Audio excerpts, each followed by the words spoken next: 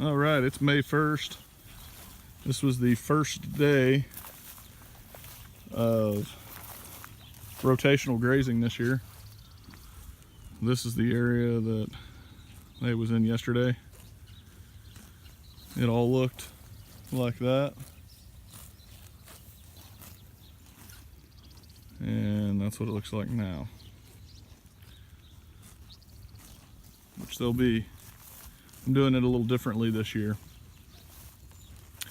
I'm giving them a bigger section first, followed by 2 small sections, which is only from this point over to right there. It's about, let's see, 8, 16, 24, 32, about 30 feet. And then they'll have another 30-foot section. But I'm not gonna keep them off of this so that they can back graze it. They grazed the line real hard, which tells me they didn't have enough. But today, going to tomorrow, they're gonna have this 30-foot section and this 60-foot section. So as the days go on, they're gonna have 60-foot, 90-foot, 120-foot, 150-foot, and then when they get to the end, they're gonna have, that's about a 50-foot section at the end, they're gonna have all of it to graze on, and then I'm gonna take them off of it. And after they get all the way to the end, I'll cut the fence off here and go right down the alleyway, close that completely off, and then on the second turn, second rotation, they're gonna start grazing at that end, and they're gonna work in reverse and graze that end all the way back down to this end.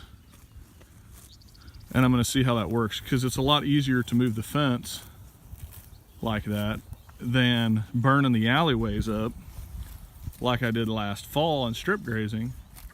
I burnt the alleyway up where almost nothing grew other than the oilseed radish that I put out and some clover. You can see the difference. I seeded that, and this is the part of the alleyway that I didn't seed. Got a lot of carrot weed, a lot of clover come up, but a lot of carrot weed come up too. Let's see, I didn't seed any of that right there. The oilseed radish, winter wheat, I seeded over here in this area. So it seems to be a pretty good mix for them. As you can see, there's a ton of clover, which none of this was seeded right here. I stopped the seeding line where you see this, the yellow flowers and then the winter wheat. And then as you can see, that was seeded clover there. So I tried to put a good mix in. The hairy vetch that I put in this section over here,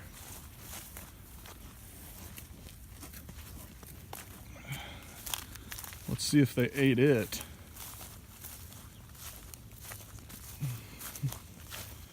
They demolished the hairy vetch. What little hairy vetch that I did have, they completely demolished it. There's a little bit of it right there. But it was mainly in this first section. And they really ate that good. We got 4.5, 5 inches of rain last night. So they did make some ruts out here, but I don't have any hay, so I'm out of options just to feed them hay on the rainy days. So let's see what they're eating.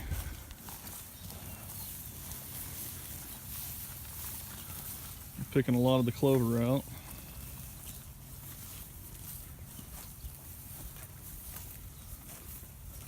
She's getting the oilseed radish.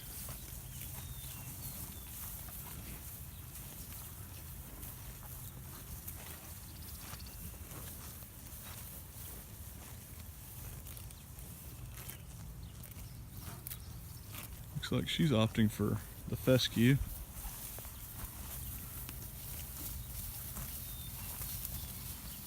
Oatmeal's going for the oilseed radish. That's oatmeal right there. Like number 9's killing clover. Number 12 looks to be killing clover. surprised I didn't see a lot of scours today, a lot of the runs, because the field that they come off of 3 days ago was mainly pure fescue. It had almost no clover in it. Pure fescue. I put a high mag block out today. Just put it out to try to combat the green grass squirts.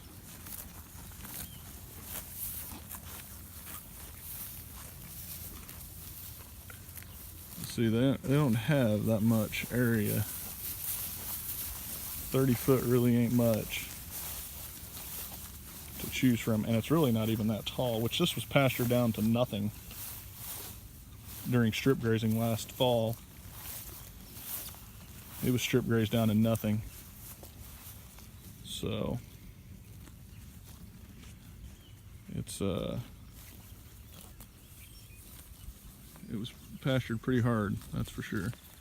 But anyways, that's where I'm at right now, May 1st. So I'll do an update in a couple of days, and you can see where they're at then.